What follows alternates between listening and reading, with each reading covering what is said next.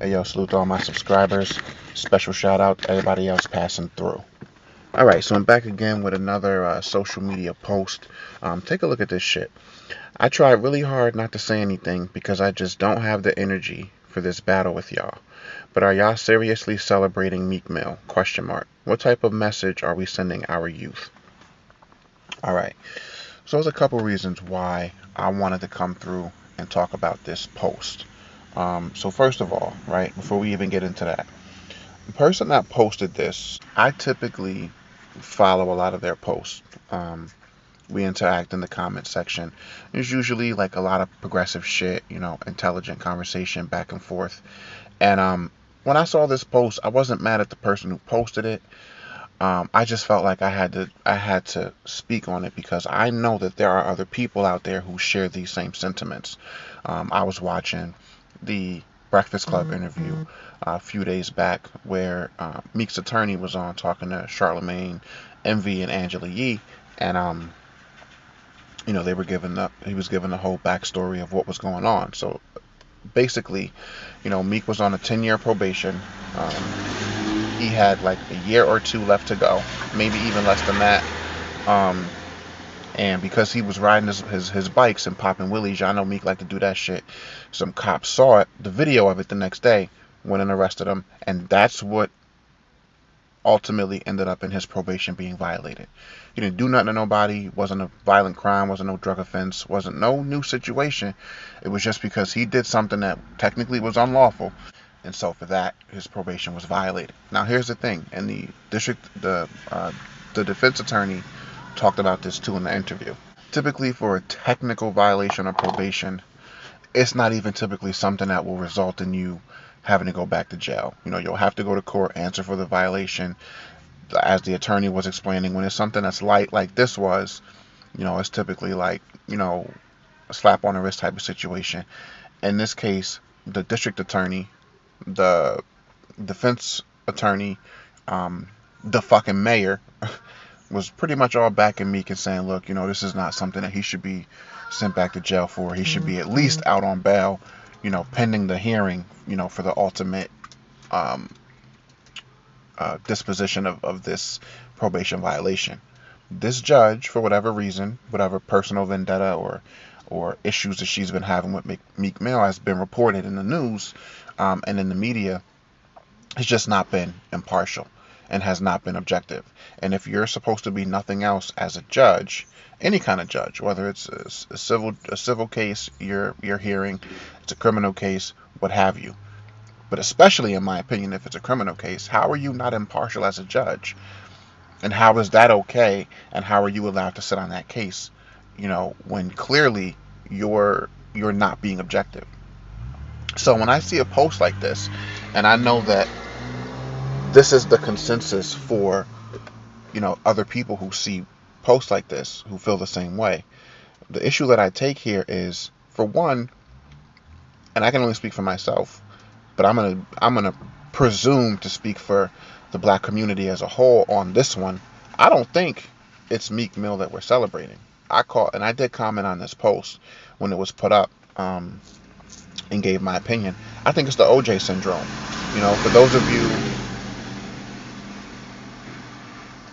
For those of you who are old enough, um, about 2.5 decades ago or so, around 94, 95, OJ Simpson went on trial for the double homicide of Nicole Brown Simpson and Ron Goldman.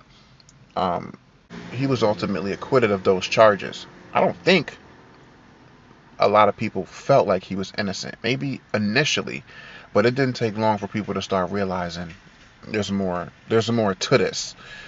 Um, but if you go back, you can pull it up on YouTube. The footage is still there.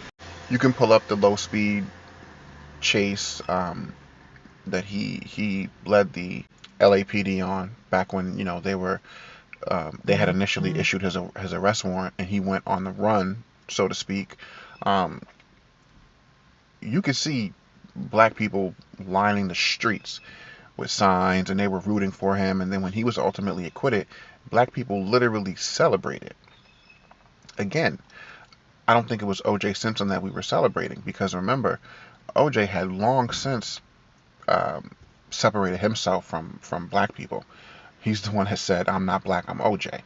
Um, Same thing that Bill Cosby essentially did, separated himself from black people. But coming off of, for that situation, black people have long since been the target of the criminal justice system. The criminal justice system wasn't even created until post the slaves being freed, as a way to kind of re-implement slavery in a sense. But I'm not here to talk about that. Y'all can do y'all research on that. Even if you think back to the civil rights movement, you know, um, police officers abusing and beating black people, and sicking the dogs on them, and fire hoses being sprayed on black people. We have long since been victimized by the legal system in this country, and it's nothing new. It's nothing new under the sun. It's just that now we have different platforms where these things are brought to light much faster than they used to be. And now when you have celebrities going through it, where they have the resources to bring these things front and center. But people are dealing with this shit every day in the black community. Blacks, Hispanics, all minorities dealing with shit like this every day, who don't have the resources to hire a high-powered attorney or defense team, don't have a platform like the Breakfast Club, which is nationally syndicated, where they can go on and reach millions of people. They don't have the mayor speaking out for them in these situations, and they're sitting in jail for months and years for situations like this, where they should be free and allowed to work and provide for themselves and their families, but they can't do that.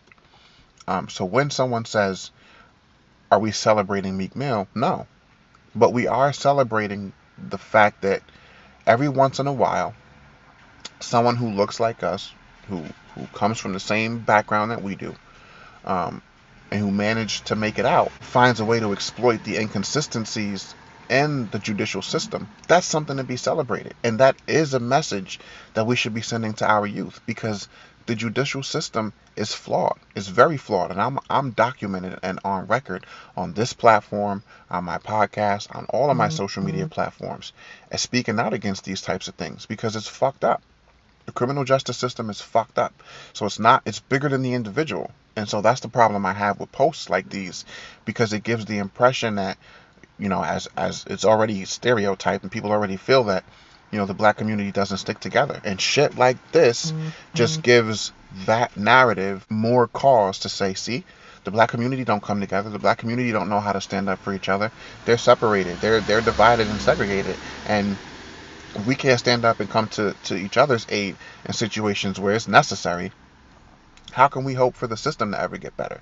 That's the problem I have with a post like this.